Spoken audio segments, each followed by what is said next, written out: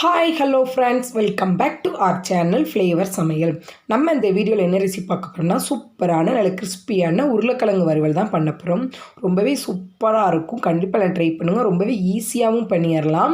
நம்ம இதுக்கு ஒரு மசால் நம்ம ரெடி பண்ணி அதை கொஞ்சம் பவுட்ரு பண்ணி ஆட் பண்ண போகிறோம். அதில் தான் டேஸ்ட்டே வேறு லெவலில் இருக்கும். அதை ஆட் பண்ணால் தான் கண்டிப்பாக இந்த ரெசிபி எல்லோரும் செஞ்சு பார்த்து சாப்பிட்டு கமெண்ட் பண்ணுங்கள். இப்போ இந்த ரெசிபிக்கு தேவையான பொருட்கள்லாம் என்னென்னு பார்ப்போமா? அதுக்கு முன்னாடி என்னோட சேனலை ஃபஸ்ட் டைம் பார்க்குறீங்கன்னா ஃப்ளேவர் சமையலை சப்ஸ்கிரைப் பண்ணிக்கோங்க. பெல் பட்டன் அமைக்கும், கூடவே லைக் பண்ணி தட்டிடுங்க. அப்போ தான் நான் அடுத்தடுத்து போடுற வீடியோ உங்களுக்கு நோட்டிஃபிகேஷனில் வரும். இப்போது நம்ம வீடியோக்குள்ளே போகலாம். அதுக்கு ஃபஸ்ட்டு அந்த மசால் நம்ம வறுத்து எடுத்துக்கிடுவோம். அதுக்கு ஒரு கடாய் வச்சுட்டு அதில் 2 டீஸ்பூன் அளவுக்கு மல்லி ஆட் பண்ணிக்கலாம். அப்புறம் 1 டீஸ்பூன் அளவுக்கு உளுத்தம்பருப்பு ஆட் பண்ணிக்கோங்க. 1.5 டீஸ்பூன் அளவுக்கு கடலைப்பருப்பு ஆட் பண்ணிக்கிடுவோம். இது எல்லாமே ட்ரை ரோஸ்ட்டு தான் பண்ண போகிறோம். அடுத்து 1/2 ஸ்பூன் அளவுக்கு சோம்பு ஆட் பண்ணிக்கலாம். இது எல்லாத்தையும் நல்லா வெறும் சட்டியில் போட்டு நல்லா வறுத்து எடுத்துக்கலாம்.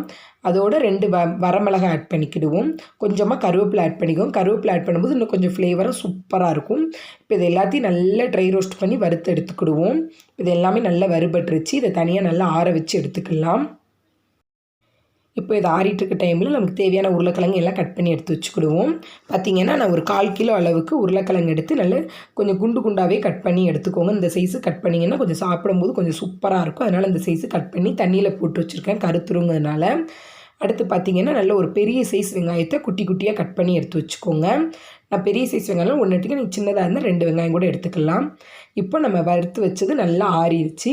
இதை மிக்சியில் போட்டு பல்ஸ் மோடில் போட்டு குறன்னு அரைச்சி எடுக்கணும்.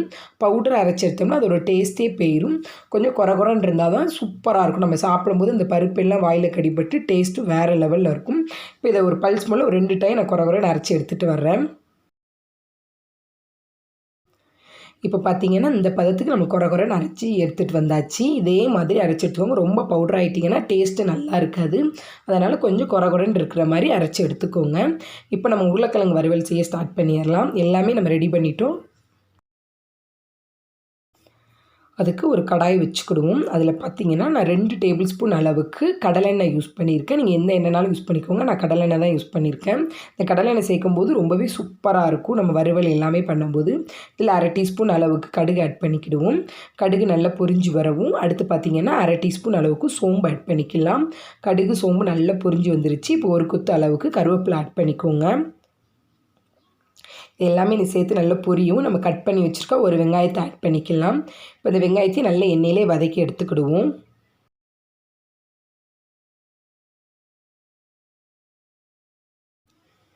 இப்போ பார்த்திங்கன்னா வெங்காயத்தையும் நல்ல எண்ணெயிலே வதக்கி எடுத்தாச்சு. இப்போ கட் பண்ணி வச்சுருக்க உருளைக்கிழங்கு ஆட் பண்ணிக்கலாம். நல்லா தண்ணி எதுவும் இல்லாமல் நல்லா வடிகட்டிட்டு ஆட் பண்ணிக்கோங்க. இதை ஒரு 2 நிமிஷத்துக்கு அப்படியே எண்ணெயிலே நல்லா கிளறி விட்டு எடுத்துக்கிடுவோம். மூடி வச்சு அப்பப்போ லைட்டாக கிளறி விட்டு ஓப்பன் பண்ணி எடுத்துக்கோங்க.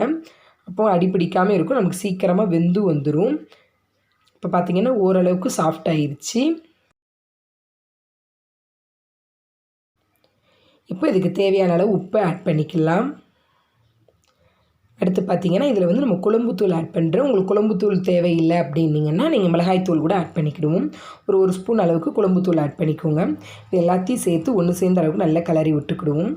இது கிளறி விட்டு இதையும் மூடி வச்சு ஒரு 2 நிமிஷத்துக்கு ஒரு டைம் அப்பப்போ கிளறி விட்டு எடுத்துக்கலாம்.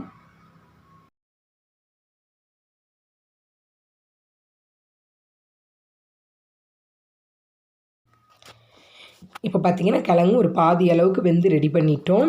இன்னும் ஒரு 2 நிமிஷத்துக்கு நம்ம வேக வச்சு எடுத்தாலே போதும். நல்ல எண்ணெயிலே இப்படி சுருள் வதக்கும் போது நல்ல வெளியே அவுட்டர் லேயர்லாம் நல்லா கிறிஸ்பியாகவும் உள்ள நல்லா சாஃப்டாகவும் நம்மளுக்கு கிடைக்கும்.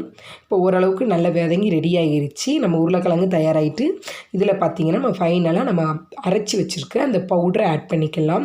நல்லா குறன்னு ஆட் பண்ணும்போது நம்ம சாப்பிடும்போது அந்த பருப்பு எல்லாம் வாயில் கடிபட்டு ரொம்பவே சூப்பராக இருக்கும். இந்த உருளைக்கிழங்கு வறுவல் கண்டிப்பாக எல்லாம் ட்ரை பண்ணுங்கள். இப்போ இது எல்லாத்தையும் சேர்த்து ஒன்றா சேர்த்து நல்லா கலந்து விட்டு ஒரு 2 நிமிஷத்துக்கு மூடி வச்சு வேக வச்சு எடுத்துக்கணும். இந்த பருப்பு மசாலா எல்லாம் ஒன்று சேர்ந்து வரட்டும்.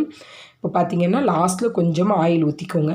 ஊற்றி கிளறி விட்டு இறக்கிடலாம். ரொம்பவே சூப்பரான உருளைக்கிழங்கு வறுவல் நம்ம ரெடி பண்ணிட்டோம். இது பார்த்திங்கன்னா சூப்பரான ரசம் சாதம், பருப்பு சாதத்தோடலாம் ரொம்பவே சாப்பிட சூப்பராக இருக்கும். நம்மளுக்கு இப்போ பார்த்திங்கன்னா சூப்பரான உருளைக்கிழங்கு வறுவல் நம்மளுக்கு இப்போ ரெடி ஆயிருச்சு.